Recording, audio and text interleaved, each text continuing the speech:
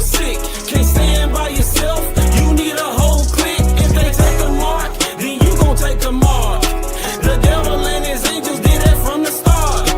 I'm fighting for your freedom, hope you start believing. A slave to your friend, hope you start to see it. I don't trust people, I trust that we are evil. I trust every action, cause we all think evil. Emotional attachments, I killed a long time ago, so I can flow with the power of the Holy Ghost. Be a real one, till your last dying breath. Stand on all 10, till your last dying breath. Don't go all in, till your last dying breath. Man hate sin, till your last dying breath. Be a real one, till your last dying breath. Stand on all 10, till your last dying breath. Don't go all in, till your last dying breath. Man hate sin, till your last dying breath. Get it, bro. Peep game before you take play. Let's real talk. Good morning, everybody. Thanks for joining us for another Bible study. This has been such a blessing to be able to be a part of. It is a blessing to be able to still be above ground and searching and digging into his word. That is a beautiful thing. And it's a beautiful thing that God has given us a day of rest where we can kind of push pause on everything that we are accustomed to in this land and sit down and rest and dig into his word and really try to get some guidance and leadership of where we're going, on the day-to-day basis. That is a wonderful opportunity to be able to do that. It's even more a beautiful opportunity because you got like-minded brothers and sisters everywhere that are seeking the same thing. So that's a wonderful thing to be a part of as well. So we got brothers and sisters from TikTok, we got brothers and sisters from Facebook and YouTube, and then of course on Zoom we got Be Strong and Courageous. The family and the friends are here. Good morning, happy Sabbath.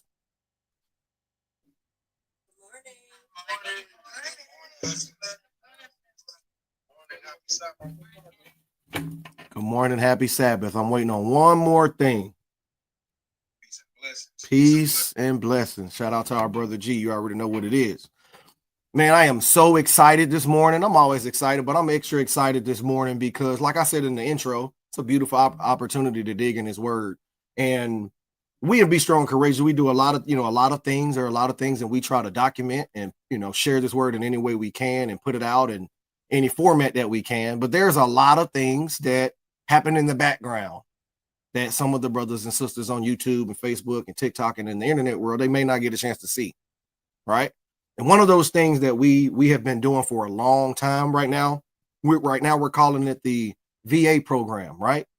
My brothers and sisters know I'm talking about with the men of valor and the women of virtue, the VA program. And it's an extension of our spiritual boot camp that we've been experiencing over the last few years.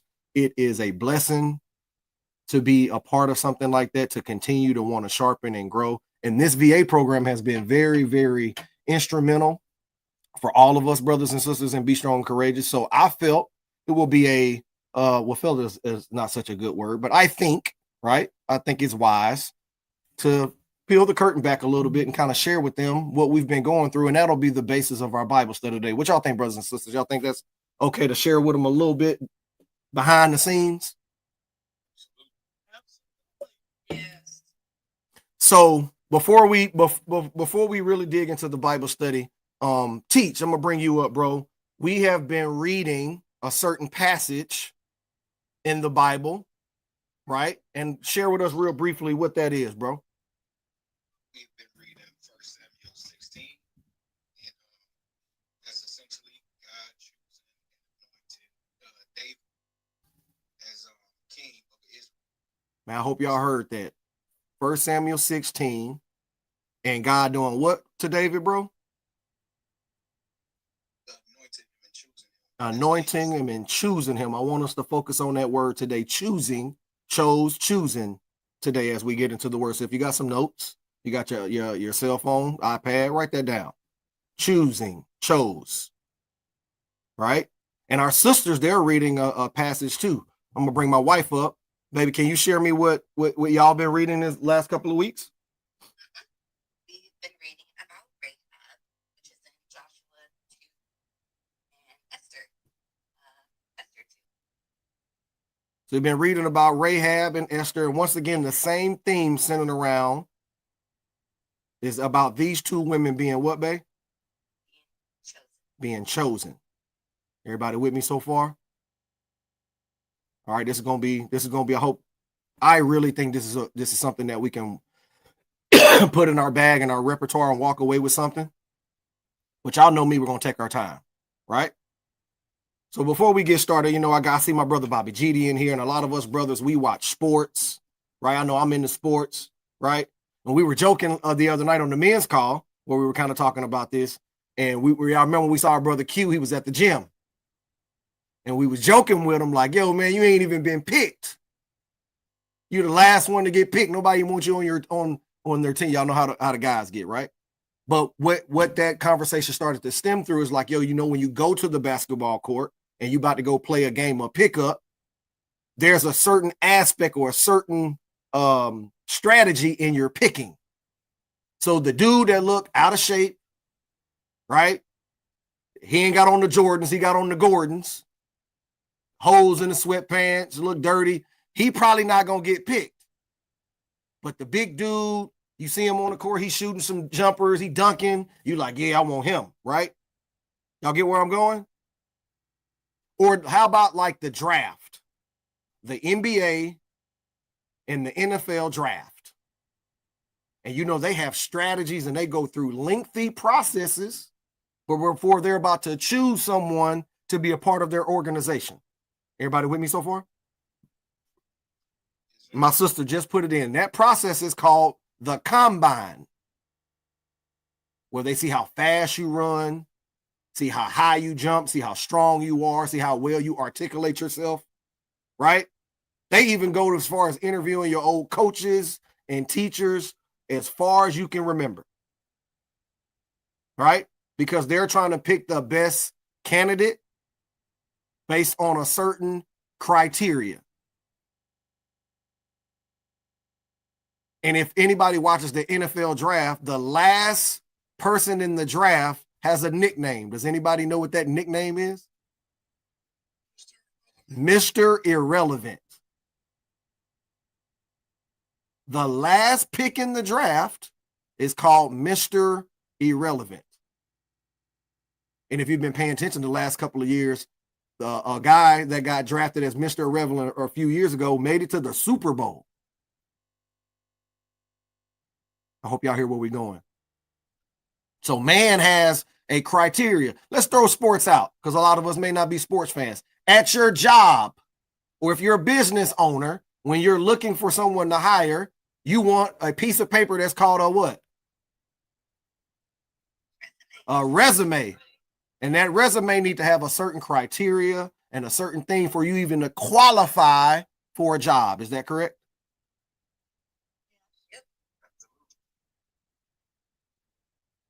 So then you have like great organizations like Apple and big successful companies, right?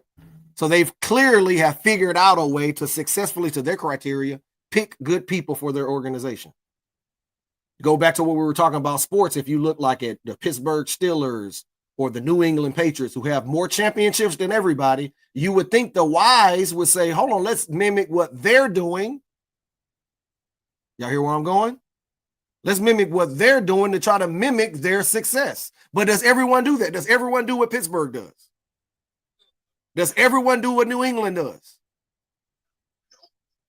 But you can't, but do you turn on the sports shows and everybody's trying to figure out why they can't figure out success? And there's examples of success. So it's just like with God. But see, here's the difference. Man looks on the outer appearance, so you meet this criteria that I don't care how good it looks, how well it sounds, it doesn't meet God's criteria. So shouldn't we as followers, shouldn't we want to mimic God's decision-making process? So you've heard the foundation that I laid. Today's Bible study is called, Is God a Good GM? So the example that we use in the combines, the people that are making that pick out of all them players is the GM. And the GM is critiqued on how well he picks players. Is that correct? Yeah. And then, but what if a GM comes in And he says not, he bypasses the strongest guy and he wants the weakest guy. He bypasses the fastest guy and he gets the slowest guy. Does God do that? Yeah. Does man do that? No. So hopefully by the end of the Bible study, go ahead. I said, not unless you intentionally. Not unless you want to intention, unless you want to tank. But the way that God does it, God has been proven over and over again with this strategy. He has been successful. Is that correct?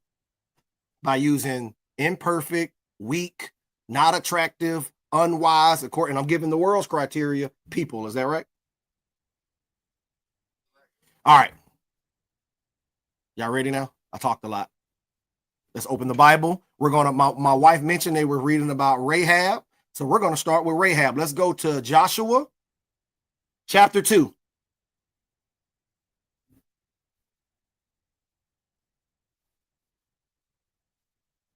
Joshua chapter 2, and we'll start at verse 1.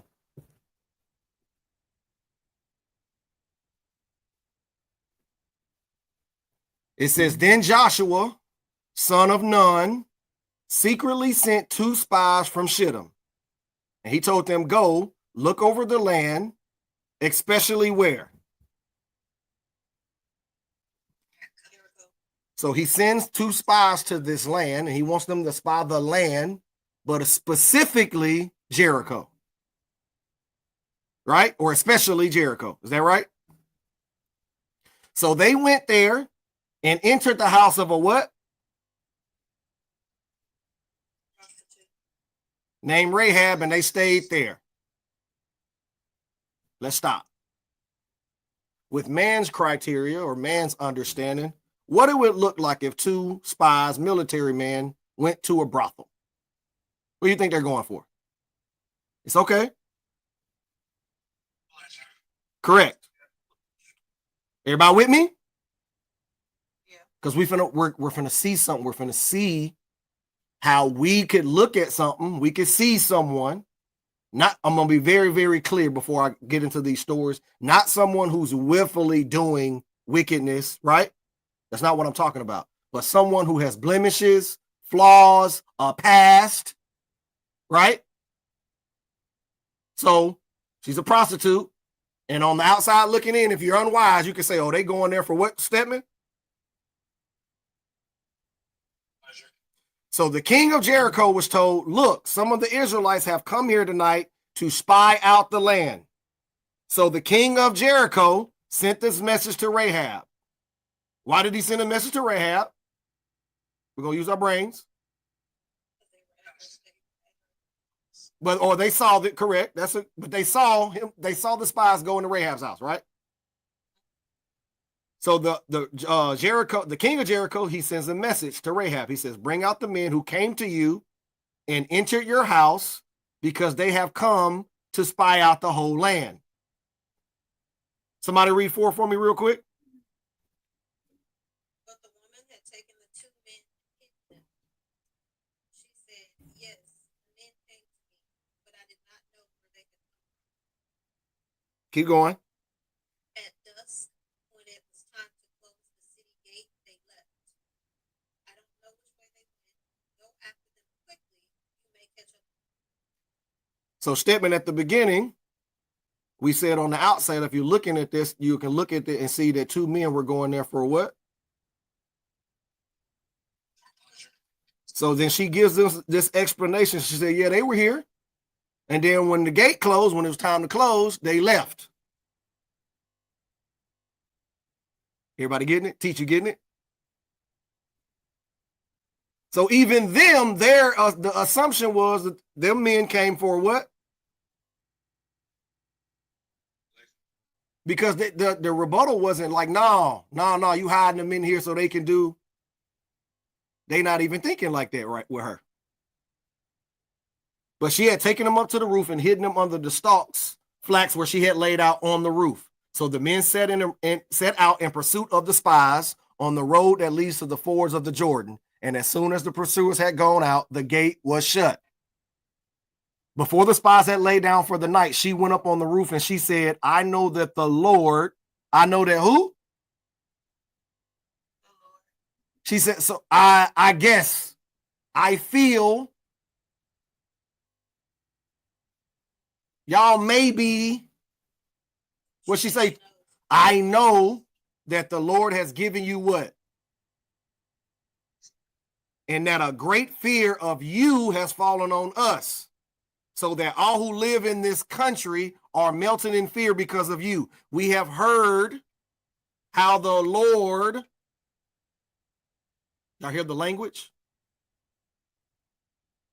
She a prostitute. How is she speaking?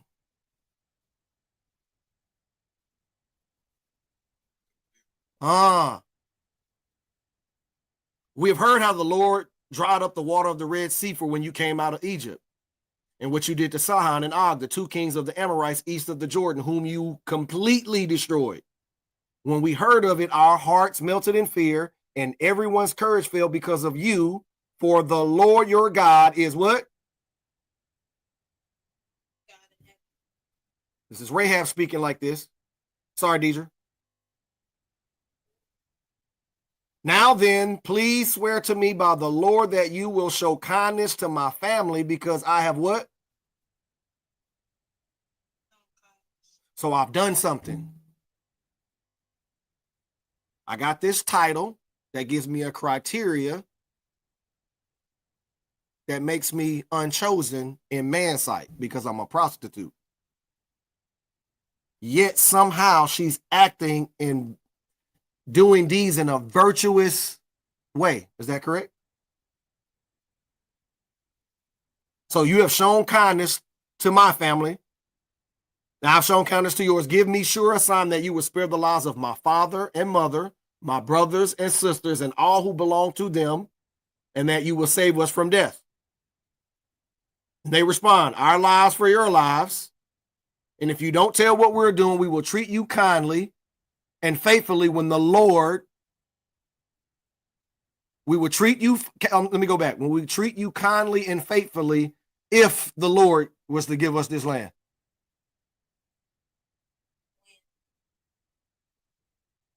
Hypothetically, if the Lord, if things work out, then we'll. They know who they serve. They know why they've been sent. They know why they've been chosen and who's with them. And they've been sent to someone in a foreign land who has the same heart, mindset, virtuous, valorous attributes that God calls for. Go ahead, Deidre.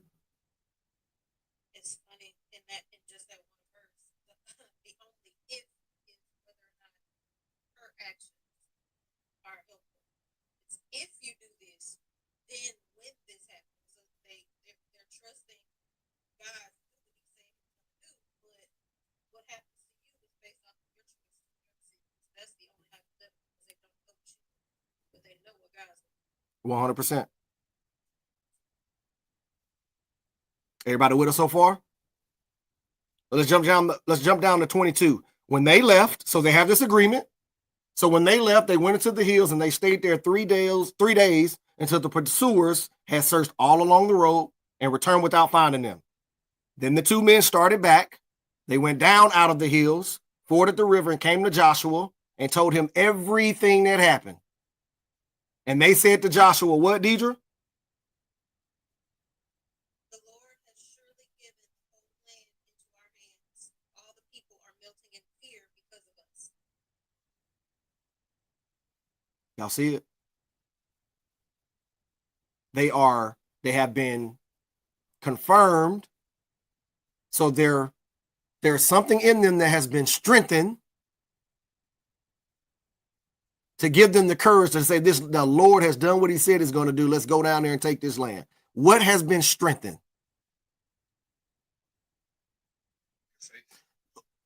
Faith, the currency of the kingdom. So they got some more currency, right? They've been chosen. Their faith was encouraged. Their faith was strengthened by being obedient, by doing what God had told them to do and act. And y'all get where I'm going? Like they have more confidence. 100%.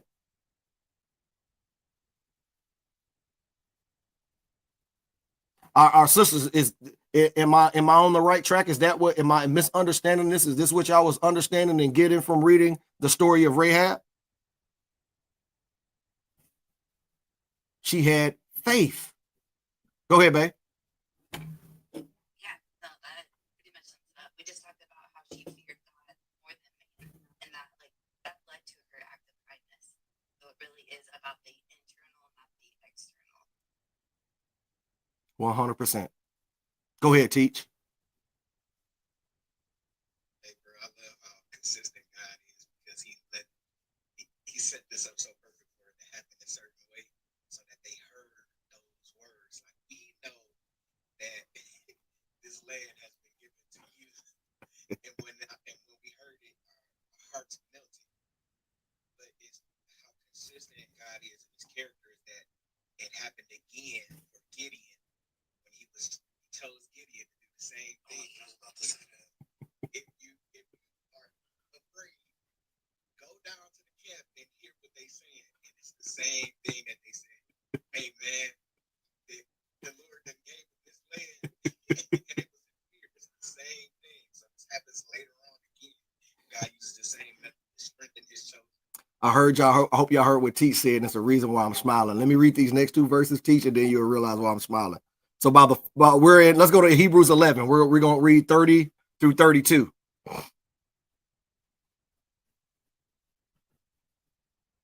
Faith, right? Currency of the kingdom. Without faith, it's impossible to what?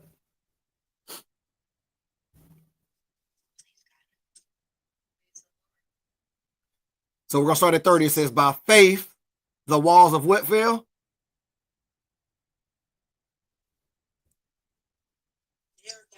By faith, the walls of Jericho fell after the army had marched around them for 7 days. By what? 31? The prostitute Rahab, because she welcomed the spies and was not killed with those who were what? Starting to get it? Faith, obedience, give us the characteristics to be chosen. Or you don't fit the criteria. Everybody with me? This is why I was laughing when Teach was talking. Let's read 30. Teach, read 32. Yes, sir. And what more shall I say? I do not have time to tell about Gideon, Barak, Samson, Jephthah, about David and Samuel and prophets. You can stop right there. Just like Teach was saying, the consistency of how God was doing this. But the reason why I was laughing is because I do not have time to tell about Gideon, but we got time today, and that's what the Bible study is about today. So we're going to read about it, but before we do, let's go to James 2, because this what gets in the way when man starts to choose, and this is why man chooses vastly different than how God chooses. We're at James 2. We're going to start at chapter 1. Someone read the title. And this is the reason, or the first word of the title. And this is the reason. And the biggest stumbling block that gets in the way of man when it comes to choosing or acknowledging who's chosen. Favoritism. Favoritism. My brothers and sisters, believe in our glorious Lord Jesus Christ must not show what?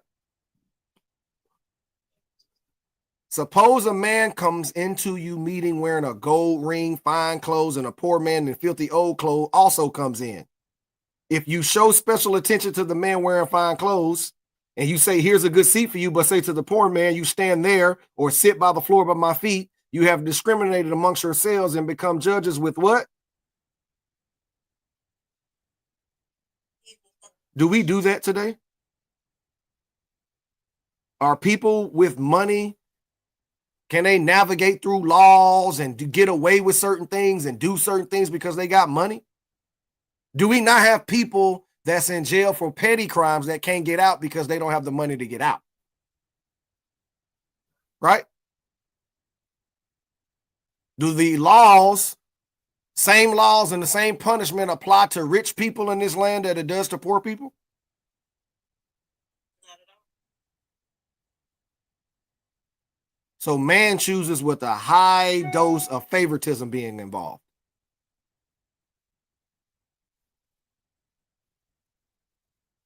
Right? We do it when we vote in this country. Do we vote off principle, character, what someone is saying, what their track record has proven, or we vote with?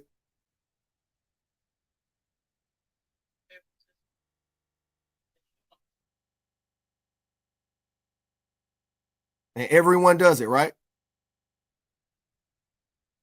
The president that's in the seat now is in the seat because of favoritism.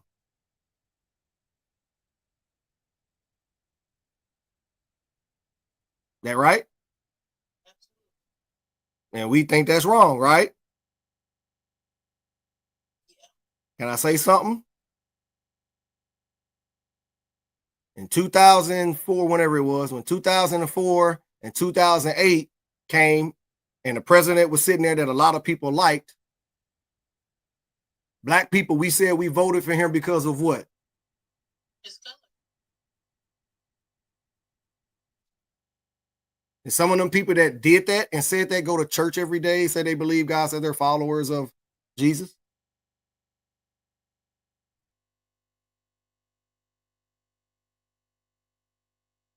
I'll tell you the difference.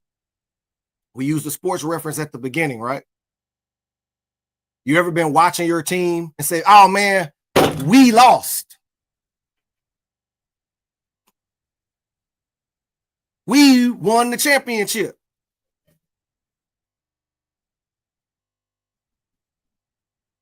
You a fan. Who is we?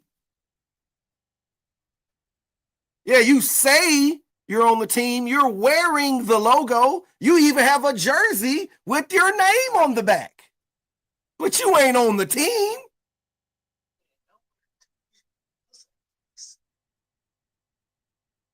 But we can say that we are part of something, right? Y'all see how wicked our heart can be, how off we can be when it comes to being chosen or dealing or having to operate or communicate with the chosen.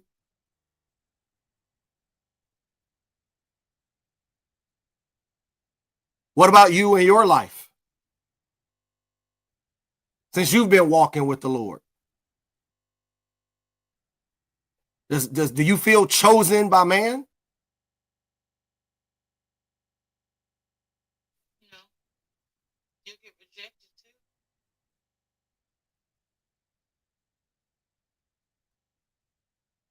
Faith. But we'll think people are not faithful or not God's chosen or in all of these things because of how we view the outward. It says in verse 25, it says, in the same way was not even Rahab, the prostitute, considered righteous for what she did by giving lodging to the spies and sending them off to a different location, right? Wasn't she righteous about, and it wasn't no favoritism involved. She was faithful.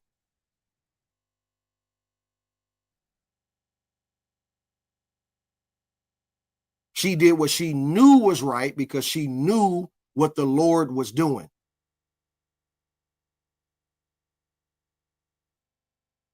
But can man make the mistake and say, how can a prostitute know what the Lord is doing? Can we be ignorant enough to say those words? So now let's substitute prostitute and put any other word that we've used to criticize people.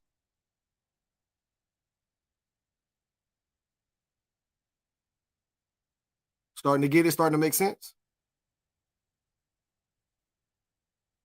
God searches the inward when he starts to choose. Does he give us the blueprint to do the same thing? Yeah, he said, judge them by their what?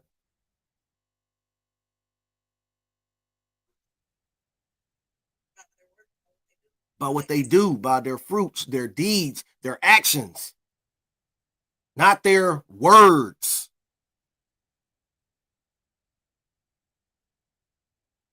He said they honor me with their lips. With their lips, it sounds glorious. I sound like the most important things when you hear their lips. But then when I go to search what I search for, they are what from me?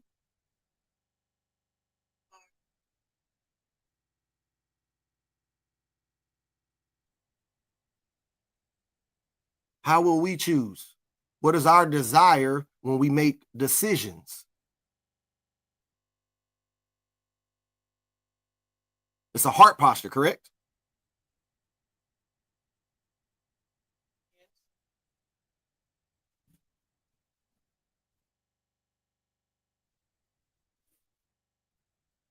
Let's go to Judges 7 so we can talk about Gideon.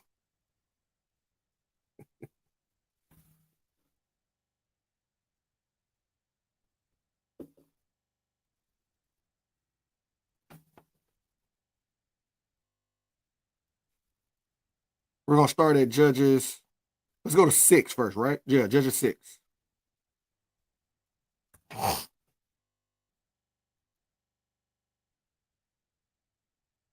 Everybody with me so far? We good?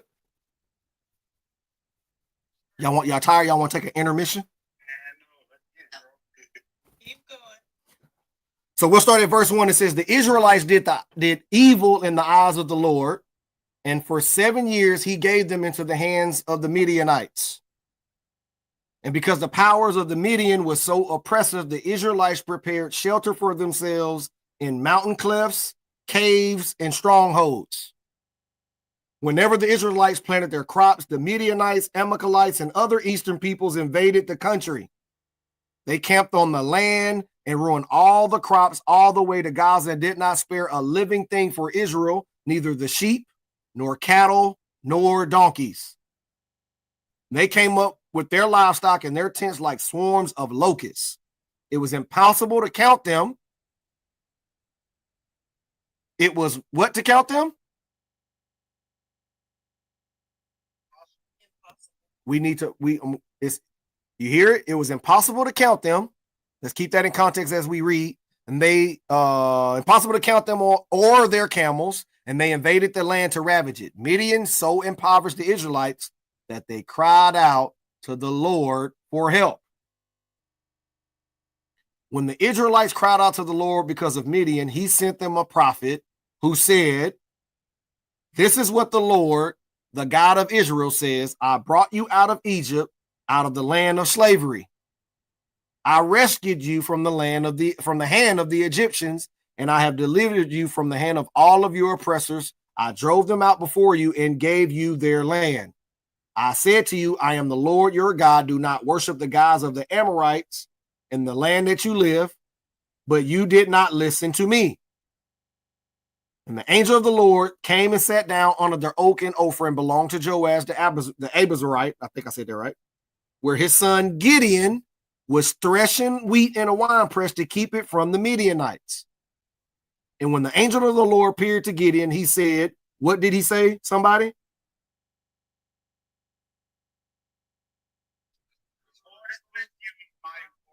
What just happened?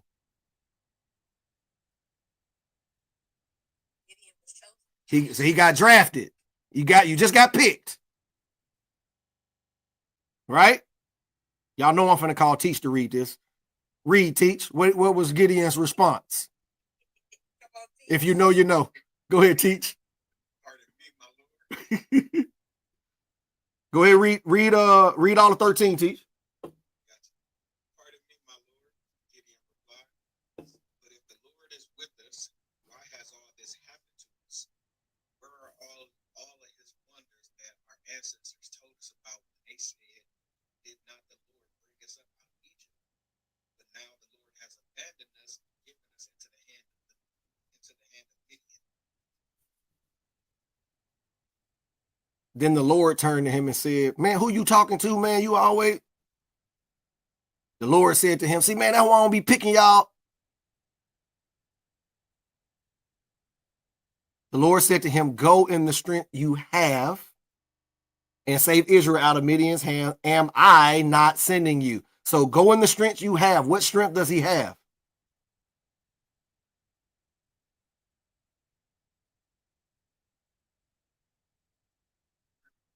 He got the strength from the Lord. When God chooses you, let me back up. Y'all know what happens when you get drafted by a professional team? What happens immediately? Yeah, they fly the jet to come get you. You're now a part of the organization. So now you have all the tools, everything that you need that's supplied by the organization. When you get drafted, do you got to buy your own cleats? You got to buy your own gym weight equipment? Do you know whether you're the first drafted highest paid player on the team, on the lowest player paid on the team? If you need a ride, they will get you back and forth to the facility as a professional player. So they'll give you everything that you need. So when God says, go in the street that I've given you, I've drafted you, and I'm providing you with everything that you need. Right? Jim said this the other day. God be picking these people and picking us and picking people, and all of the examples that Teach gave us, including Gideon. He know we're going to be like, he know how we going to be, Teach? Read it again. How we going to be? But he know we're going to what? But how can I save Israel, my Lord? My clan is the weakest in Manasseh. Brothers, we talked about this, right? And I'm the least in my family. So his clan is the weakest in Manasseh. So his family, his clan is the weakest in the town, correct? And I am the least in my family. I want y'all to hear something. Please write this down because I'm going to make a point. So his family is the least in Manasseh, and he's the least of them, according to Gideon, correct?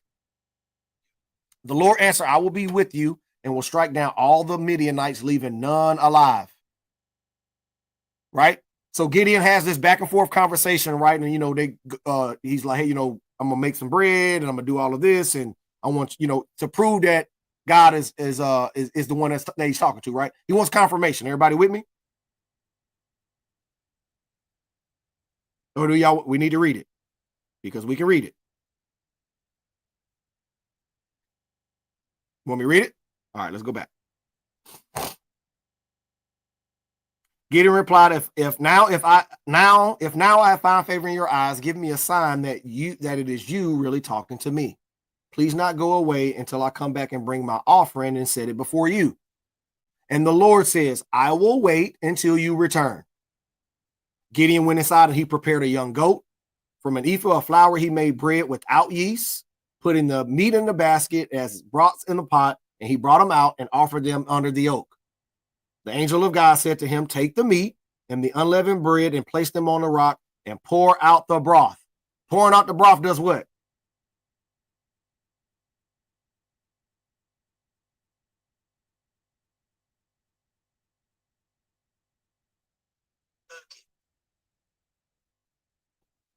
Let's slow down.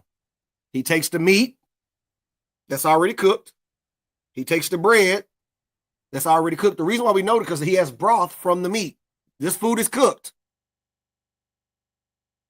Pouring broth on the broth. Pouring broth on the bread and the meat does what to the meat and the bread? Say it again, Teach. This is intentional. We've seen this before, right?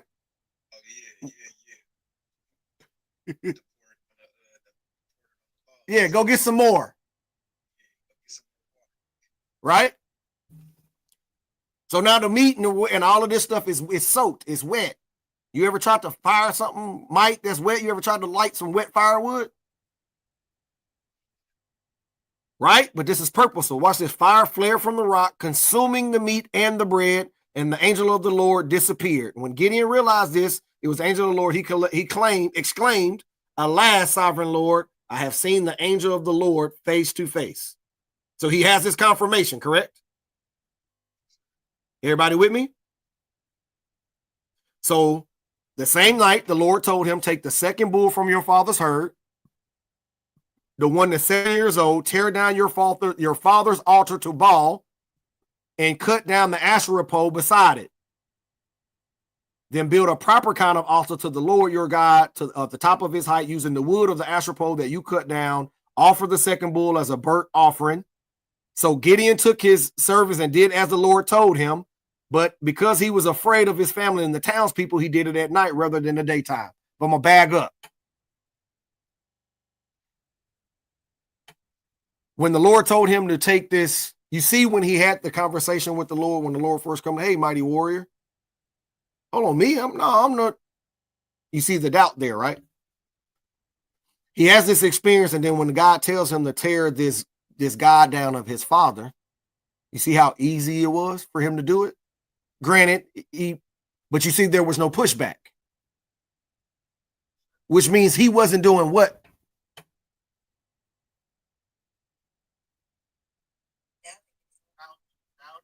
Correct, but he wasn't doing what? What'd you say, Teach? He wasn't he wasn't doing what with the altar to Baal? No, he wasn't.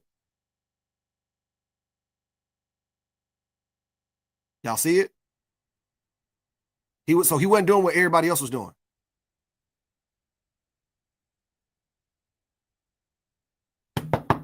Y'all catching it? He wasn't doing what everybody else was doing. So his family was considered the weakest, and he was considered the weakest in his family. Go ahead, Teach.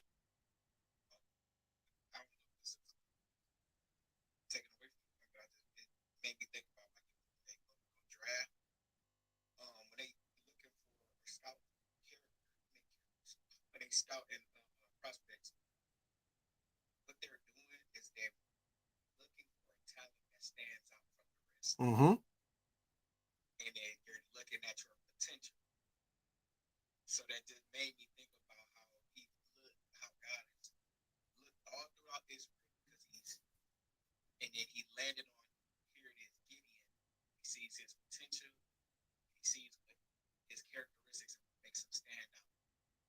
And then he gives, just like a good coach would do, he gives him all the tools that he needs to bring out that potential. 100%. 100%.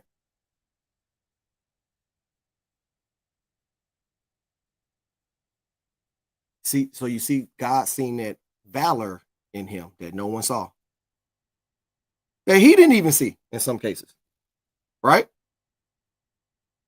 Everybody with me? Turn to 7.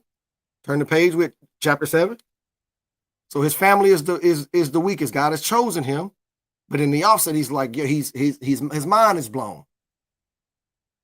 Maybe some of our mind was blown when we came across the Lord and God said, I'm gonna pull you out of darkness. So Judges 7, verse 1. Early in the morning, Jerubbaal, that's Gideon, all of his men were camped at the spring of Harod. The camp of Midian was north of them in the valley near the hem of Marah. The Lord said to Gideon, you have what? Too many men. You have too many men. I cannot deliver Midian into their hands, or Israel will boast against me. How will they boast? And I'm going to show you how off this is. Me and we talked about this before. It's not only just saying, yo, my own strength saved me, but God finna show something. So they said my own strength is, they would say if he was allowed this to happen, my own strength saved me, not God, right?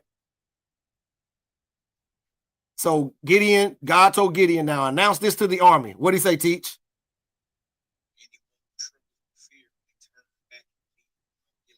How many turned around?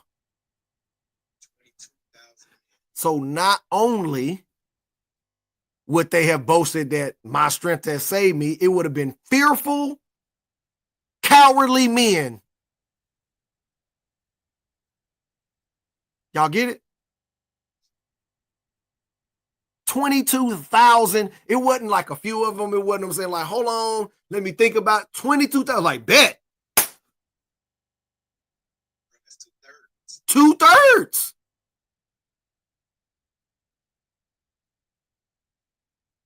And when 22,000 men left, how many remained? 10. But the Lord said to Gideon, what? There are still too many men. Watch this. Take them down to the water, and I will thin them out for you. And if I say this one shall go, he shall go. But if I say this one shall not go with you, he shall not go. You know what can prevent you from going forth with this? Favoritism. I'm going to say it again. The number one thing that can keep us from being obedient to an instruction like this is what, teach? Favoritism. So you don't think them 10,000 men that stayed before God gave him that instruction, he was proud because like some of them 10,000 that stayed, he knew some of them. So when the 22,000 cows, that he like looking at like, yeah, dog, I knew you a real one. But then God say, hold on. Go ahead, teach. No, you just even put it in perspective, just gave me an understanding of even why he said, if you love mother, brother, sister, but more than me, it's favoritism. It's favoritism. Favoritism is the worst tool to use when choosing someone. You ever try to work with one of your partners or your friend, your family? Try to get them on at the job? I'm trying to tell you now. But the Lord says, separate those. Hold on, let me go back. He says, so if the ones that I say go, they should go. But if I tell you this one shall not go, he shall not go. So Gideon took the men down to the water, and there the Lord told him, separate those who lap the water with their tongues as a dog laps from those who kneel down to drink. 300 of them drank from cut hands, lapping like dogs, and all the rest got down on their knees to drink. Then the Lord said to Gideon, with the 300 men that lapped, I will save you and give the Midianites into your hand. Let all the others go home. So Gideon sent the rest of the Israelite home, but kept the 300 who took over the provisions and the trumpets of others. Everybody with me so far? Now the camp of Midian lay below him in the valley, and during that night the Lord said to Gideon, teach, get ready, get up and go down against the camp, because I'm going to give it to your hands. And if you are afraid to attack, go down to the camp with your servant Pur and listen to what they are what? So on that, once again, you could be looking from the outwardly, and you can look remember how it was described earlier. You couldn't count them. You couldn't count their camels. They look overwhelming and overbearing. They look like someone who cannot be conquered. Is that right? Are we tripping when we think like that when God is on our side? But if you are afraid, go down and listen to what they're saying. Afterward, you will be encouraged to attack the camp. So he and Pur, when his servant went down to the outposts of the camp, the Midianites and Amalekites and all of the eastern peoples had settled in the valley thick as locusts. Their camels could not what? Be counted in the sand of the seashore. Are they afraid?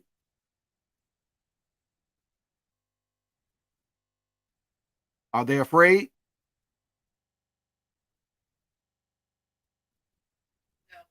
No. When they looked and seen, you know how much sand on the seashore? So when they went down, when God said, go down there and hear what they talking about. And when they come over there and they see as far as they eye can see, were they scared? No. Gideon arrived just as a man was telling a friend in his dream, I had a dream. And he was saying a round loaf of barley bread came tumbling into the Midianite camp. It struck the tent with such a force that the tent turned over and collapsed. What struck the tent? A loaf of bread. And the loaf of bread struck what? Can you take a loaf of bread and hit a 2-person tent and knock it over? What kind of tents were they in? But listen to the symbolism that God is trying to get them to hear. A round loaf of barley bread came tumbling to the Midianite camp and struck the tent with such force that the tent overturned and collapsed. His friend responded, "This can be nothing other than the sword of Gideon, sword of Joash the Israelite. God has given the Midianites and the whole camp into his hands." What just happened? Don't read 15. Don't cheat. What just happened? Somebody reading 15. They surrendered.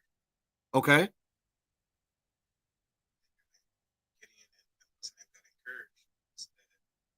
Yep. Okay, read 15. Gideon heard the dream and its interpretation. Stop. What happened in 13 and 14? 13 was the dream.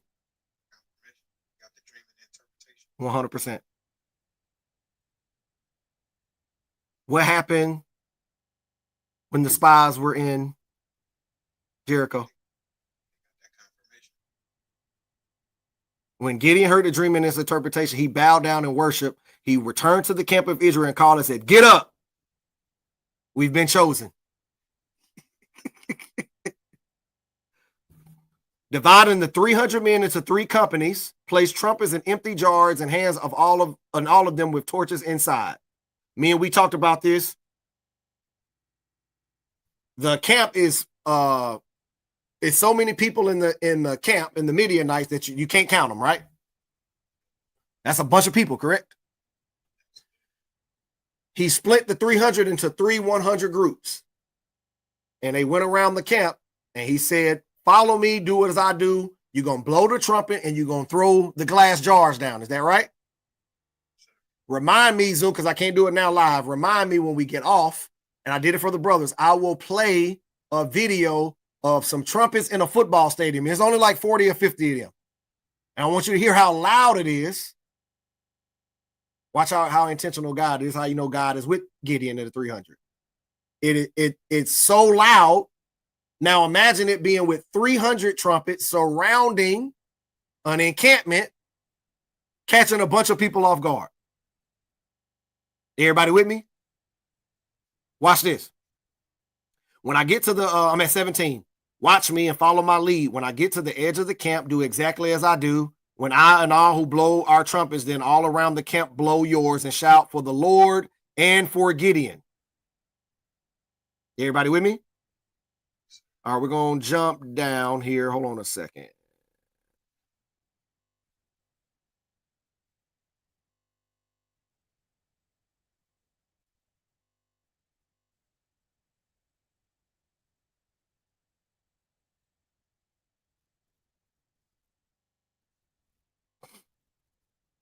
Oh, I might have went down to, hold on just a second.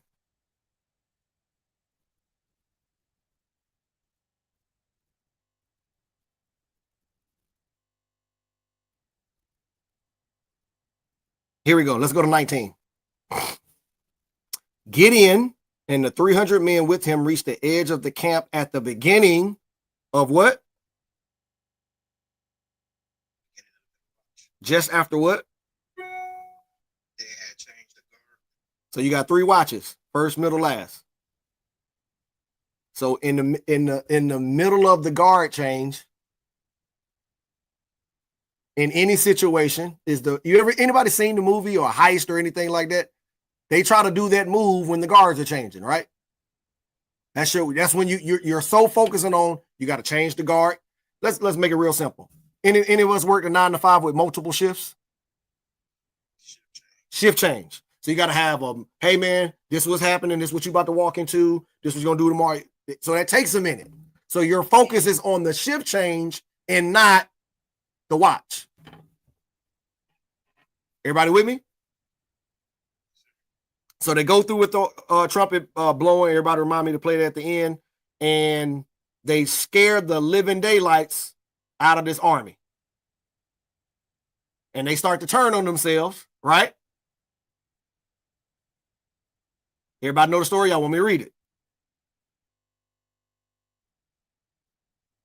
My wife said read it. That's correct. So when the 300th trumpet sounded, the Lord caused the men throughout the camp to turn on each other with their swords.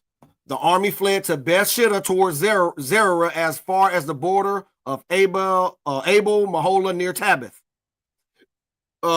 Israelites from, what's that word? Naphtali, Asher, and all of Manasseh were called out, and they pursued the Midianites.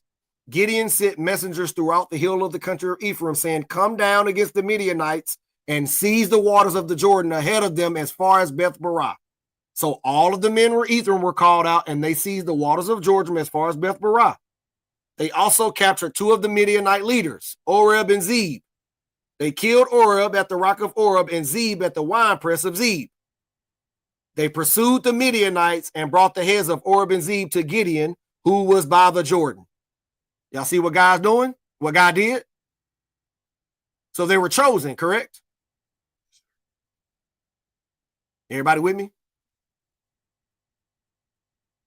Let's keep going. Let's go to we had Judges 8. Turn the page.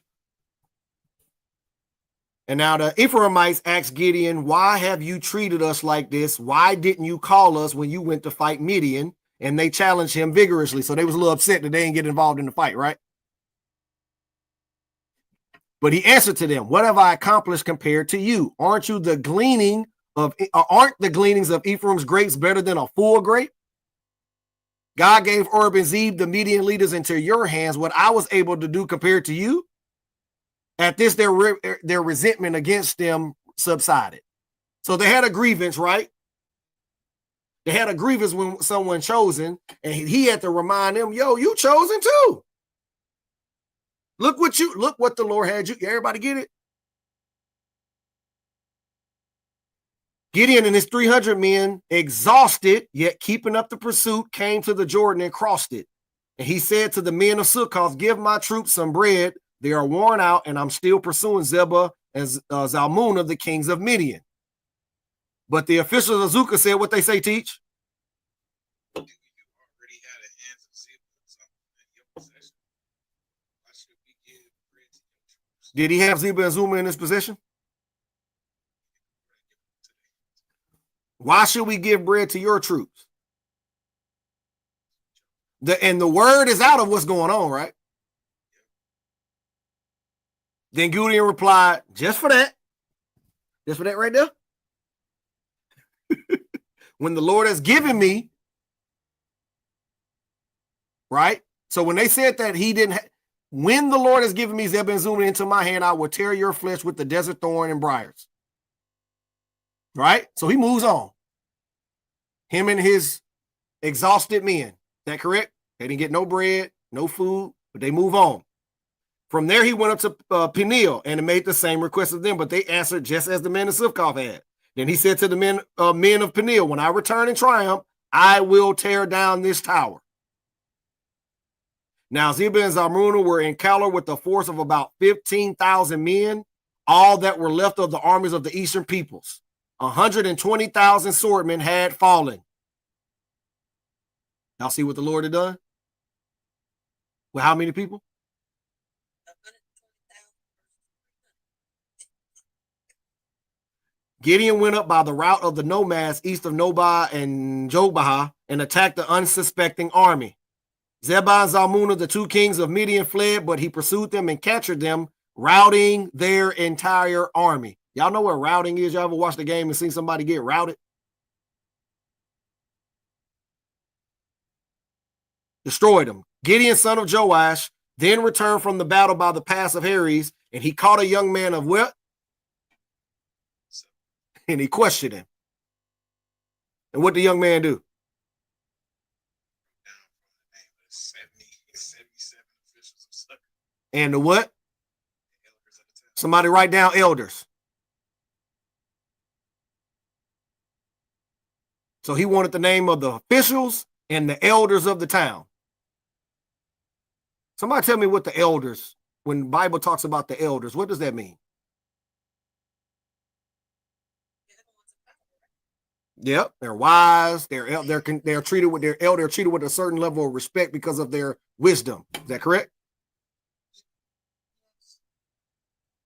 Then Gideon came and said to the men of Zokoth, "Here are Zebah and Zalmunna, about whom you taunted me by saying, do you already have the hands of Zebah and Zalmunna in your possession? Why should we give you bread to your exhausted men?" You remember when you said that?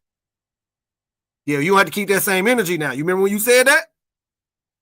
He took the elders of the town and taught the men of Sukkot a lesson by punishing them with, who did he take?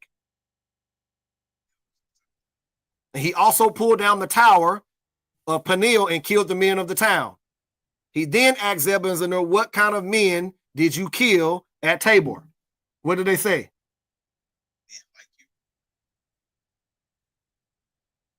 Then Gideon replied, those were my brothers, the sons of my own mother, and as surely as the Lord lives, if you had spared their lives, I would what?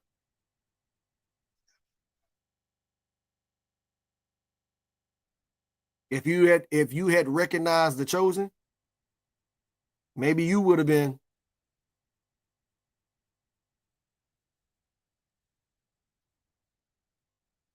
Everybody get it?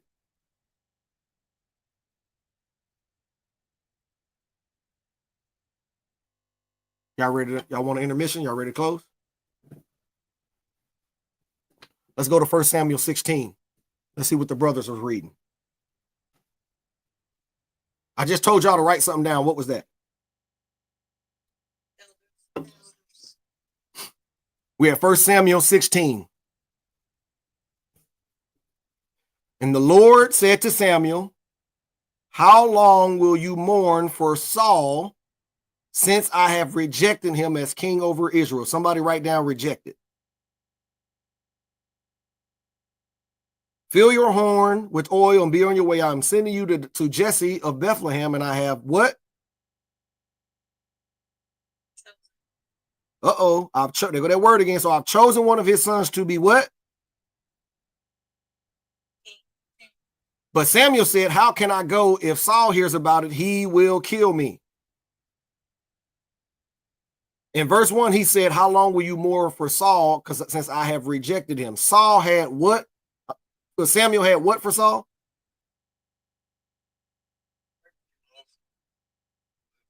He had love for him, but what? Mike just said it. His favoritism couldn't allow him to see that the Lord had what? Y'all wrote down rejected, right? The Lord said, take a heifer with you and say, I have come to sacrifice to the Lord. Invite Jesse to the sacrifice, and I will show you what to do, and you are to anoint for me the one I what? Read the first sentence in 4. Sometime he know we gonna like, but he know we gonna what? When he arrived at Bethlehem, what happened?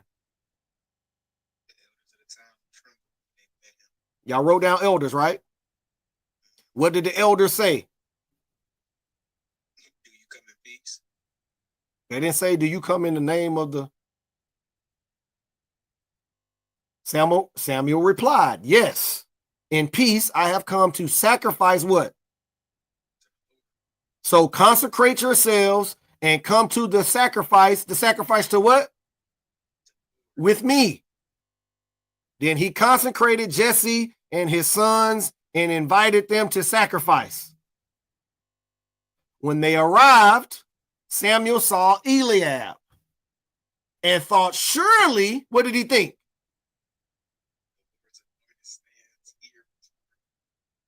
But the Lord said to Samuel, do not consider his appearance or his height. So this guy, he was tall, he was muscular, he looked good, right? And Samuel said, surely this the number 1 pick right here. This the franchise player. Right? So just like in sports, the GM sends out the scout. Go watch him, go get the information. So the scout come back to Samuel, Lord, this got to be the one. But the Lord said to Samuel, do not consider his appearance or his height, for I have what? Y'all wrote that word down, right? The Lord told him, the Lord does not look at things that what? People look at the outward appearance, but the Lord looks at the heart. Everybody with me so far? It's a nugget we finna dig out. Then Jesse called Abinadab and had him pass in front of Samuel. What did Samuel say? When Shammah passed, what did Samuel say? When he had 7 of them, what did he say? Not this one, not this one. You see how quick you see how quickly the process went? Because why? Go back to 7.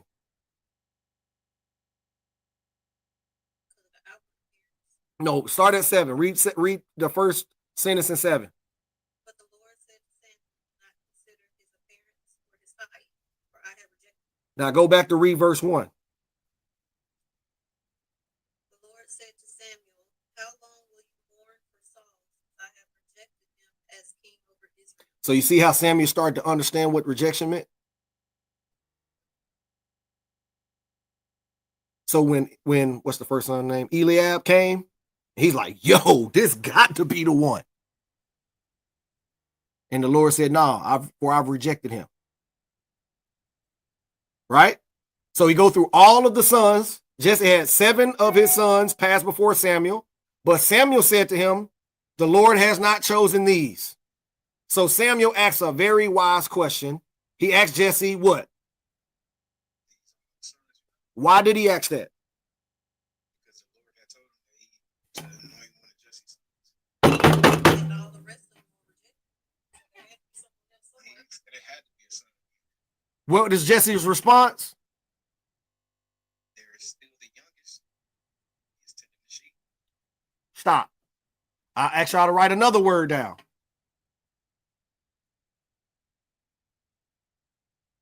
What was that word? When Samuel came into town, he had a conversation with who? Why didn't they? And he also invited them to the what? Sacrifice. They also knew that there was another son.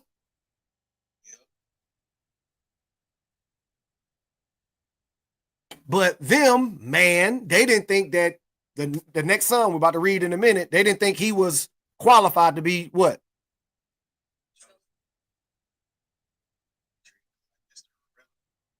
Treated him like Mr. Irrelevant. Jesse said he's tending sheep. Samuel says, send for him. We will not what? Sit down. We ain't doing nothing until he get here. So he sent for him and had him brought in.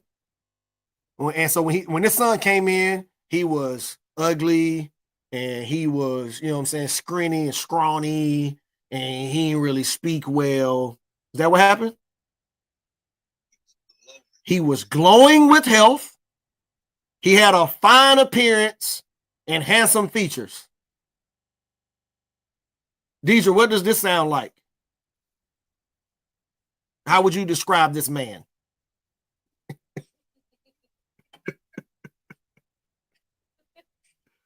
Yeah, I hear you. This is a very attractive, fine man, as the ladies say, right? Then the Lord says, rise and anoint him. What? This is the one. So Samuel took the horn of oil and anointed him in the what? And from that day, what happened?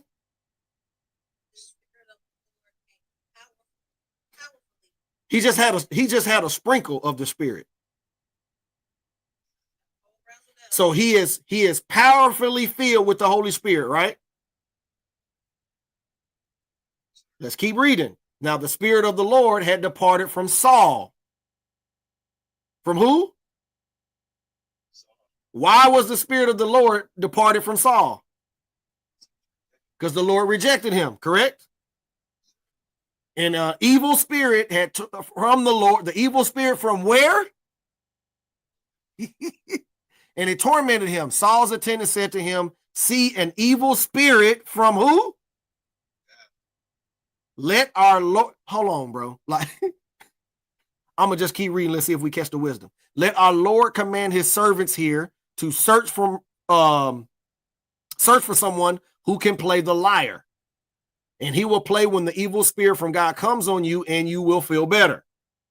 So Saul said to his attendants, find someone who plays well and bring him to me. Go ahead, Stedman. If what I'm saying is correct, we know that the spirit departed from Saul, and his people to go look for somebody, of course, that has the spirit. Is that what he was getting? 100%. They were even wise enough and discerned enough to know that the God had sent an evil spirit on them.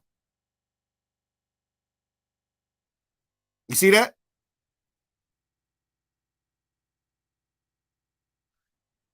Saul's attendants said to him,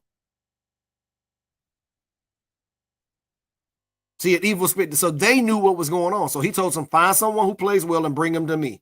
Watch this. One of the servants answered, I have seen a son of Jesse of Bethlehem who knows how to play the lyre. I'm going to stop. What did Saul request? He wanted someone who can do what? Play what well? So when the servant in 18 said, I seen somebody, he know how to play the lyre. He could have stopped right there, right? Because that's what Saul had requested. But he says something else that's important. Read it, Teach. He is a brave man and a warrior. He speaks well and is a fine looking man. And the Lord is with him. He's brave. He's a warrior. He speaks well. He's a fine looking man. And the Lord is with him. Women today, y'all call that a total what? Y'all get it? So someone who they tried to keep him in the sheep and they tried to bury, he wasn't as important as the other brothers. Look at the attributes that God has given him that none of the men could see. Right? And then that servant says he's a brave man, he's a warrior, right? I want y'all to write that down because that's important. Then Saul sent messages to Jesse and said, send me your son David, who is with the sheep. Jesse had a whole bunch of other sons, but who did he request? And David was where? But David was just anointed as what?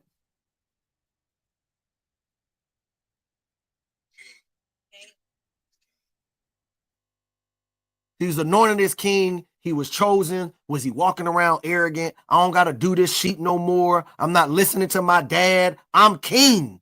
Soon as this old geezer get up out of here, I'm king.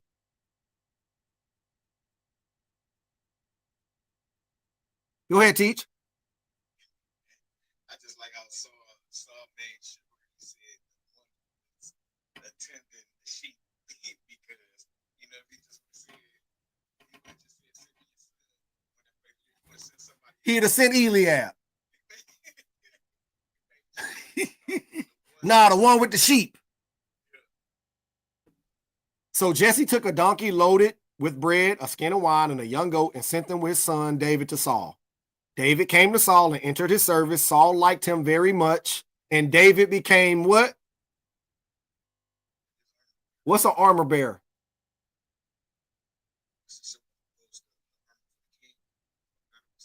So before he played a note,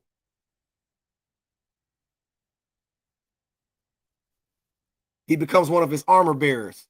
Anybody watch golf? A caddy. A caddy. See, like if you don't really watch, you would think a caddy is just a bag carrier.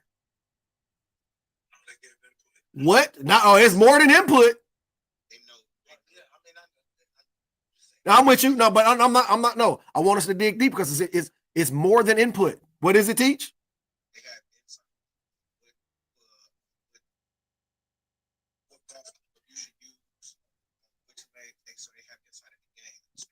So someone like Tiger Woods, considered one of the best, if not best golf players ever played. He got the same caddy. He ain't going out there without the caddy.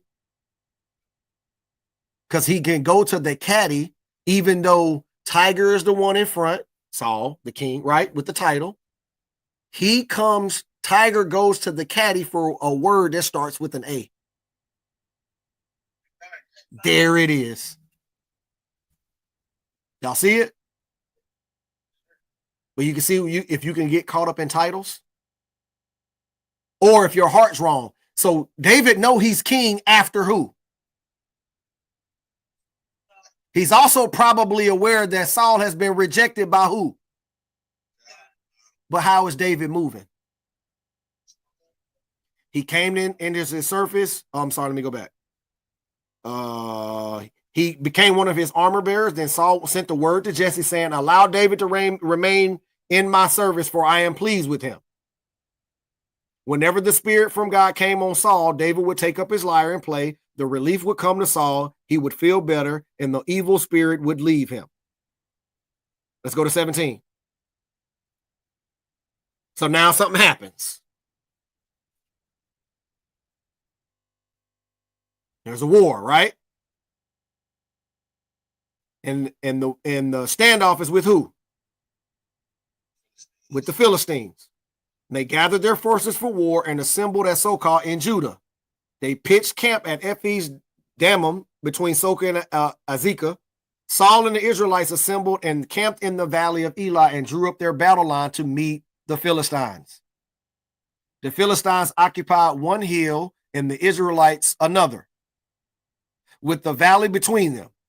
A champion named Goliath, who was from Gath, came out from the Philistine camp. His height was 6 cubits and a span. He had a bronze helmet on his head. He wore a coat of scale armor, bronze weighing 5,000 shekels. And on his legs, he wore bronze greaves, and a bronze javelin was slung on his back. His spear shaft was like a weaver's rod, and his iron pointed weighed 600 shekels. His shear bearer went ahead of him. This mighty warrior, hold on, let me go back. Because he was not described as a mighty warrior. He was described as a champion. Correct? And at the end of verse 6, he had a what that went ahead of him? He had a shield bearer.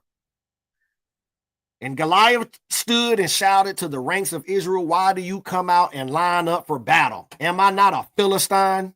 And are you not the servants of Saul? Choose a man and have him come down to me. If he's able to fight me and kill me, we will become your subjects. But if I overcome him and kill him, you will become our subjects and serve us. Then the Philistine said, this day I defy the armies of Israel. Give me a man and let us fight each other. And on hearing the Philistines' words, Saul and all of the Israelites were dismayed and terrified.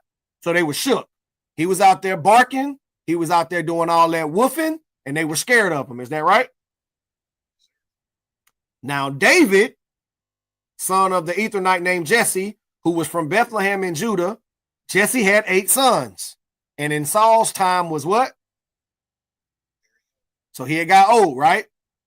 Jesse's 3 oldest sons had followed Saul to the war.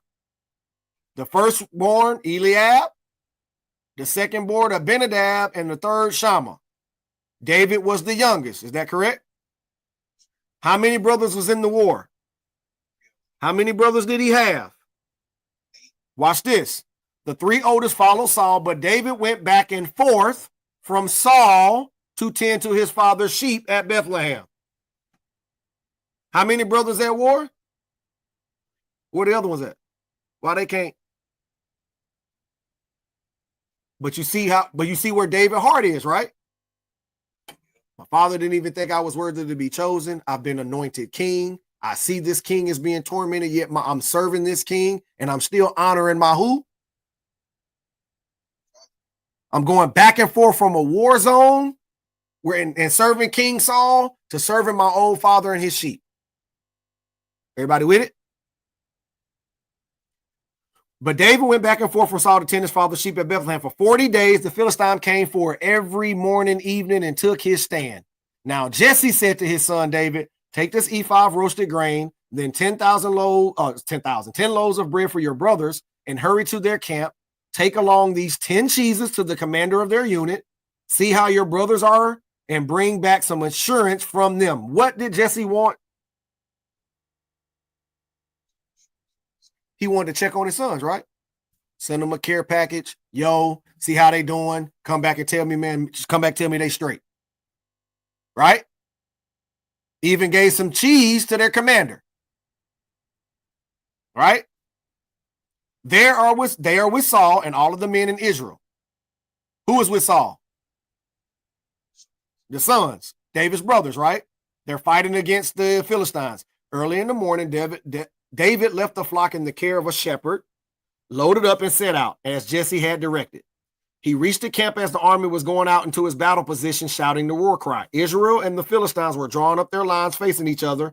David left his things with the keeper of the supplies, ran to the battle lines, and asked his brothers what? So he went to the battle lines and he asked their brothers, how are y'all doing? Everybody with me? And as he was talking with them, so he asked his brother how they were doing. Did they have a negative reaction? No. Don't read ahead. He go down there to ask his brothers, hey, what's going on? How y'all doing? As he was talking with them, that's when Goliath comes out. So he's having a conversation, right? Goliath comes out doing his normal spiel, but David heard it this time. Whenever the Israelites saw the men, they all fled. For every time Goliath would come out and do his spiel, they would run in fear, right? This was happening every day for 40 days. And then the Israelites have been saying, do you see how this man keep coming out? So when they run back there, this is how they talk. He comes out to fight Israel. The king will give great man to the wealth to the man who kills him. He will also give him his daughter in marriage and will keep his family from taxes in Israel. So David asked the men standing near him. So he's talking with his brothers, right? What is he talking to his brothers about? This is important. About how y'all doing. While he's having this conversation, David come out, these dudes run, the guy standing next to him, and his brothers is talking about, yo, if somebody kill him, the king gonna do this, the king will bless him with that, right? So then David turned to them and asked them, what will be done for the man who kills this Philistine and remove this disgrace from Israel? Who is this uncircumcised Philistine that he should defy the armies of the living God? See how David talking? David was described as one of Saul's servants as a mighty warrior, right? Y'all wrote that down? But no one's seen David as a mighty warrior. Is that correct? Yep.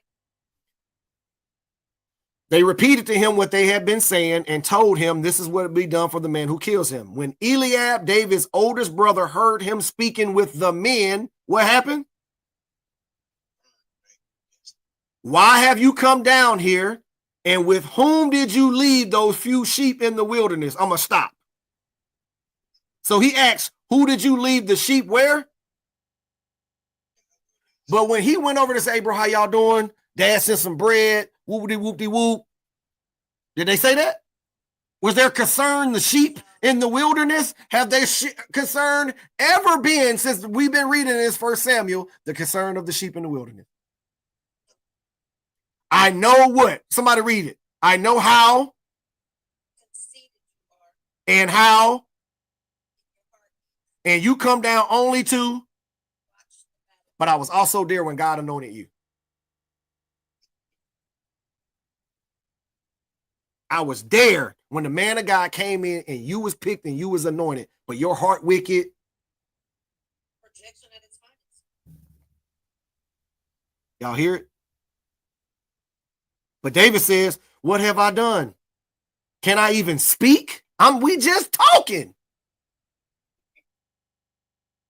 He turned away to someone else and brought up this. But anyway, go ahead. Say what you were saying, dog. He on that foolishness. What did you say? What the king do? Right? What David said was overheard and reported to Saul, and Saul sent for him. David said to Saul, let no one lose heart on account of this Philistine. Your servant will go and fight him. Saul replied, you are not able to go against this Philistine and fight him. You are only a young man, and he has been a warrior from his youth. Somebody tell me in 1 Samuel 16 what the servant said about David. So they were the mighty warriors. And I'm going to show you something because this is what he knew. Somebody read 34. David said to Saul, your servant has been keeping his father's sheep. Stop. So while I'm down here, I'm going to have you read in a minute, Teach. So I'm down here in the sheep in the wilderness that nobody care about. None of y'all been talking about these sheep.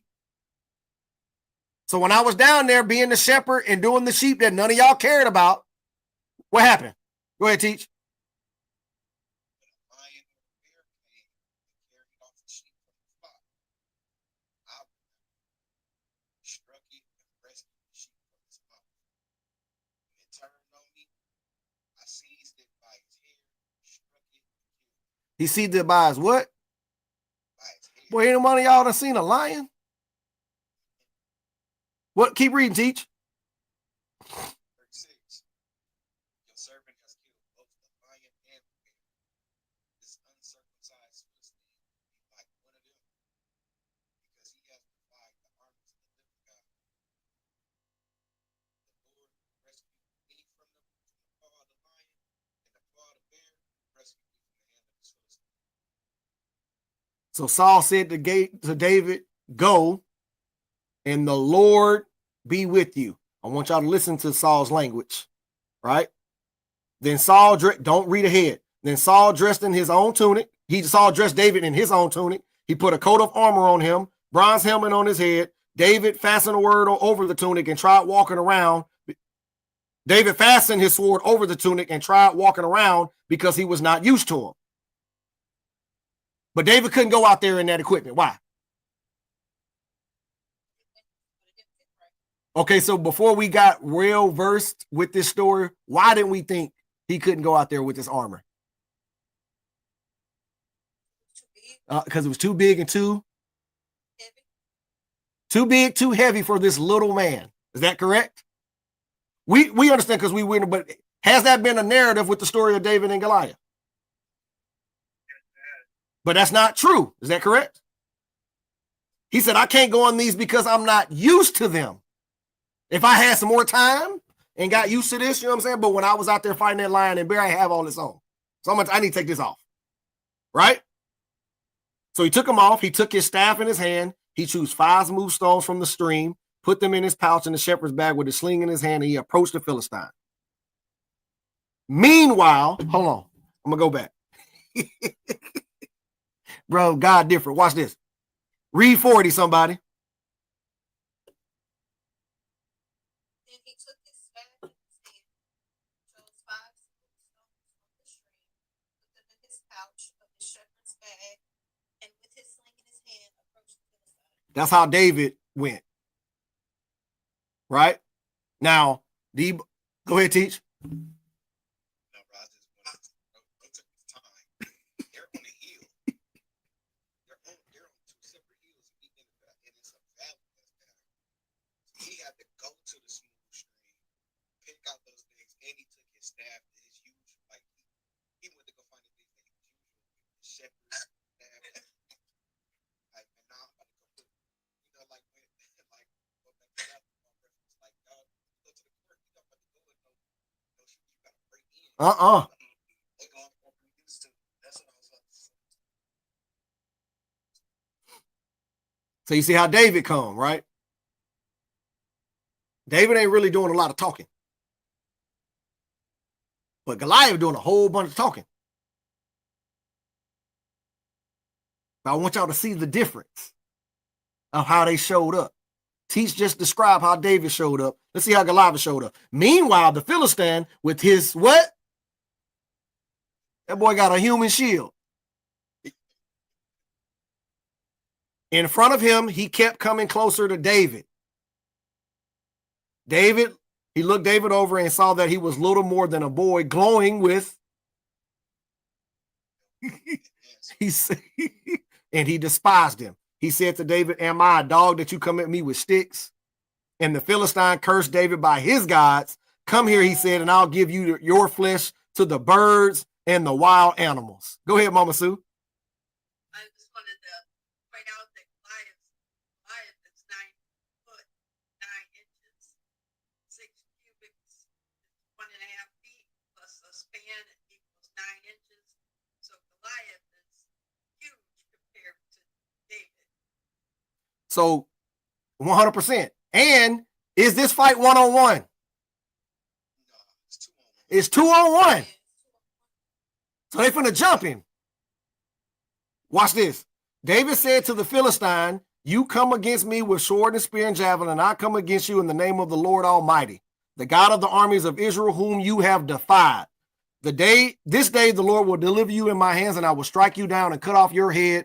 This very day I will give the carcasses of the Philistine army to the birds and the wild animals. And the whole world will know that there is a God in Israel. All those gathered here will know that it is not by sword, no spear that the Lord saved, for the battle is the Lord's, and he will give all of you into our hands. As the Philistine moved closer to attack him, David ran towards the battle line to meet him, reaching into his bag, taking out the stone. He slung it, struck the Philistine on the forehead. The stone sank into his forehead, and he fell face down on the ground. So, Mama Sue, how tall is Goliath? 9 feet 9 inches. And before we got wise, we thought that David wasn't strong enough, correct? To carry the armor that Saul had gave him, right? So David tried over the Philistine with the sling and a stone, and with the sword in his hand, he struck down the Philistine and killed him. Dan ran over and stood over him. He took a hold of the Philistine's sword. So he took Goliath's sword, took it from his sheath after that he killed him, and cut his head off with his own sword. Right? When the Philistines saw their hero was dead, they turned and ran. The men of Israel, Judah surged forward with a shout and pursued the Philistines to the entrance of Gath and to the gates of Ekron. Their dead were strong along the Sherm road of Gath and Ekron. When the Israelites returned from chasing the Philistines, they plundered their camp. David took the Philistines' head and brought it to Jerusalem, and he put the Philistines' weapons in his own tent.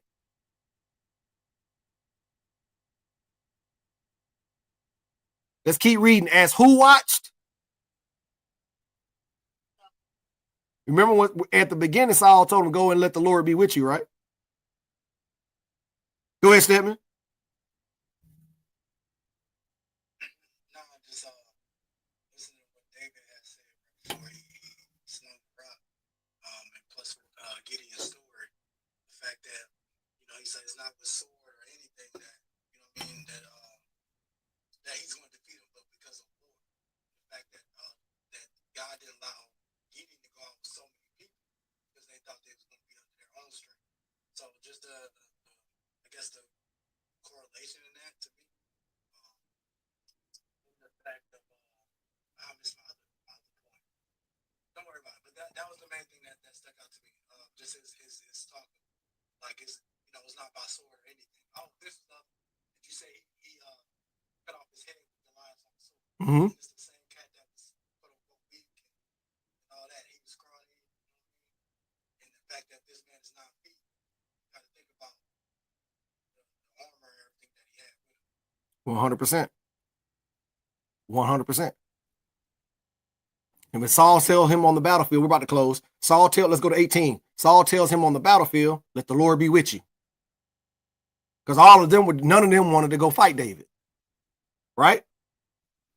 After David had finished talking with Saul, we had 18:1, talking with Saul, Jonathan became one in spirit with David, and he loved him as himself. From that day, Saul kept David with him and did not let him return home to his family. And Jonathan made a covenant with David because he loved him as himself. Jonathan took off the robe he was wearing and gave it to David along with his tunic and even his sword, his bow, and his belt. Whatever mission Saul sent him on, David was so successful that Saul gave him a high rank in the army. This pleased all the troops and Saul's officers as well. When the men were returning home after David had killed the Philistine, the women came out from all the towns of Israel to meet King Saul with singing and dancing, with joyful songs, with timbrels and lyres. As they danced, they sang. What did they sing? Like his thousands, David is 10 of thousands. And what happened? So very angry. Now we start to maybe think why God had rejected Saul? Yes, sir. Go ahead, Mama Sue. Isn't Jonathan Saul's son? So it's so important. It signifies Jonathan accepting him as king. Now he's not going to fight against it, even though he's the bloodline. He's the next in line. He recognizes that David is chosen from God, and he surrenders to it. That's right. Something that his dad could not figure out. The next day, an evil spirit from God came forcefully on Saul. He was prophesying in his house while David was playing the lyre as he usually did, and Saul had a spear in his hand, and he hurled it, saying it to himself, I'll what? Pin David to the wall. I'll pin him to the wall.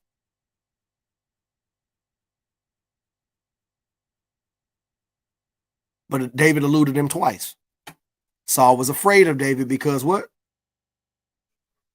Saul was afraid of David because he was what? But still, Lord was with him. He know he chosen, but still what?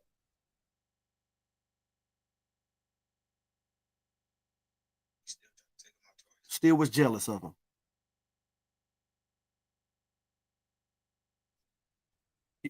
That's right, baby. He even told him, let the Lord be with you.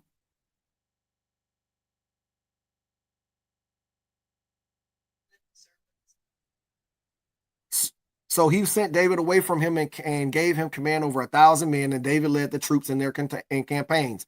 Everything he did, he had great success. Why? And when Saul saw how successful he was afraid of him. But Israel and Judah loved David because he led them in their campaigns. Saul said to David, here's my oldest daughter, Merab. I will give her to you in marriage. Only serve me bravely and fight the battles of the Lord. For Saul said to himself, I will not raise a hand against him. Let what? But David said to Saul, who am I? And what is my family or my clan in Israel that I should become the king's son-in-law? So when the time came for Merab, Saul's daughter, to be given to David, she was given in marriage to Adriel of Meholah. Now Saul's daughter Michal was in love with David. Michal was in love with David, and when they told Saul about it, he was pleased. I will give her to him, he thought, so that he may be a snare, that she may be a snare to him, and so that the hand of Philistines may be against him. So Saul said to David, now you have a second opportunity to become my son-in-law. Go ahead, teach. The way that he offered that daughter in order for him to serve, it sounded like how the devil tried to 100%. All you got to do is serve me. Instead of, nah, man, just keep doing, the Lord with you. I know the Lord with you, dog. I'm the only reason I'm getting these little bitty sprinkles of blessings is because you around.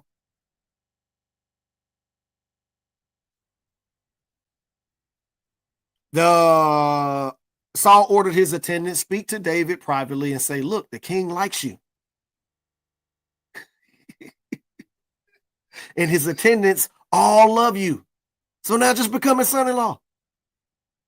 They repeated these words to David, but David said, do you think it is a small matter to become the king's son-in-law?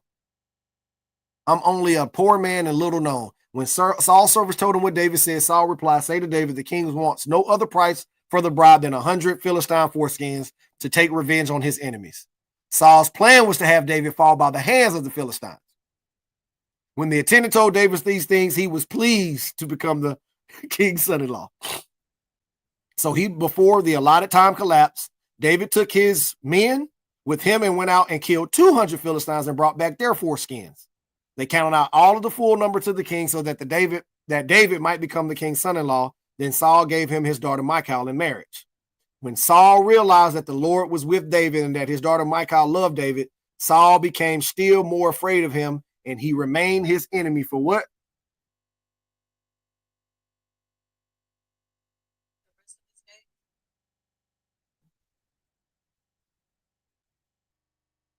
Went to the grave with that cold heart.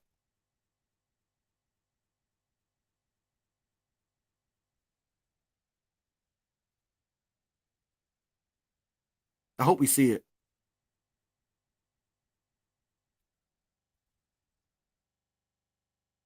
I want somebody to pull up and we're going to close real quick. Because the whole premise of this Bible study, somebody pull up Matthew 26:3 for me. Is God is about to choose some people again, right? About 144,000 of them. He's going to choose them again. And people who claim to be chosen but have been rejected by him, if they don't repent, they don't turn from their ways, they're going to go to their graves, pumping their fists at the Lord. And pumping their fists and threatening and not supporting his chosen. And it's going to come from religious systems, religious leaders, and guess what? Elders. Somebody read 26:3. And the chief priests and the elders of the people assembled in the palace of the high priest, whose name was Caiaphas. And what? Go ahead, keep reading. And they schemed to arrest Jesus secretly and kill him. But not during the festival, they said, for there may be a riot among people. Wasn't that what Saul was trying to do with David? Man, I'm gonna get him out there, and I ain't gonna go on by my hands. I'm scared of him, but I'm gonna come up with all of these little different schemes in my heart to try to get him out of here. Did it work? Nope. And he knew he was chosen. Now you see why at the end they're pumped their fists to God. Now you see why they cheer when the 144,000. Oh, we don't got to hear that conviction no more. The two witnesses are gone. We don't have to hear it when there's no more conviction.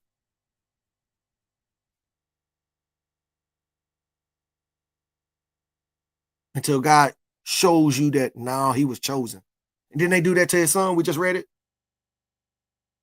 Spit on him, beat him, crucified him. Then remember after his death and resurrection, and the disciples get filled with the Holy Spirit in Acts, and Peter stands in front of the people who crucified him, and what did he tell them?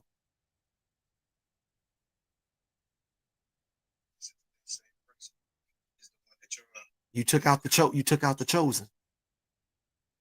And a lot of them was cut to the heart and said, oh man, what can we do? And they repented.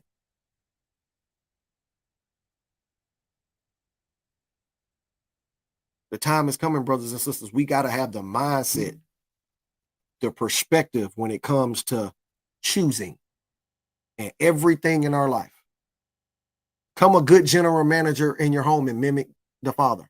Become a good general manager at your job, with your children, with your wife, with your husband, in your community, and be a reflection of how he runs his organization. Don't just be a fan and say, we lost, we won, and you just got the jersey on. Do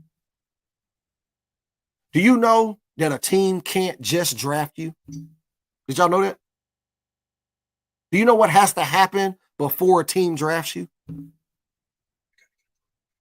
You got to enter the draft. You know, you can be the best player coming out of college. And at the end, they say, hey, man, I'm foregoing my last year and I'm about to declare for the draft. Up until that point, they can't draft you. So not up until the point you say, I declare that this life ain't worthy no more. I declare my life to you, Father. I'm declaring that I need you. You can't be chosen.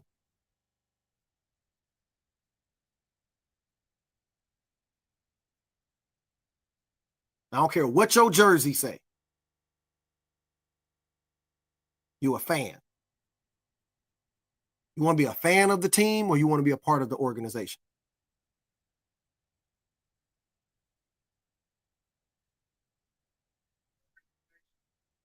So is God a good GM? Best GM in the league.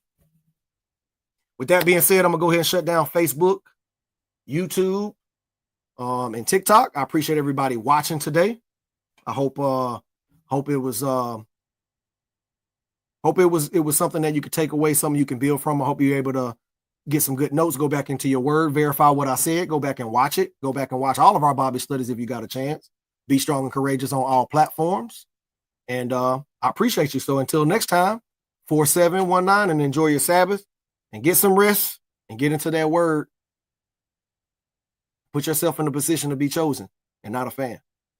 All right, we out. Yeah. Whatever, yeah. Whatever, yeah. But first I need you. Yeah. But Lord, I need you. Yeah. I go wherever you want me to go and do what you want me to do. But Lord, I need you, cause it's not by my strength that I move how I move.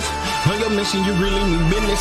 Can I stop till you tell me I'm finished? Just like Noah, we read it in Genesis. Lay that out how you really gon' finish this. Yeah. But we only be thinking about us, and you where we say we put our trust. Know our words even ain't enough. If we hit the part from me, that's tough. But we did it, showed our faith how we really was living. Being a soldier ain't a motto, that's different. Yeah. Which one do you think that he want? He want Jesus or Peter before he received that power. 'Cause Lord, I need your power. Wherever you want me to go, whatever you want me to say, whatever you want me to do, Lord, I do. But first I need your power. But Lord, I need your power. Wherever you want me to go, whatever you want me to say, whatever you want me to do, just show me the way and I move. Yeah.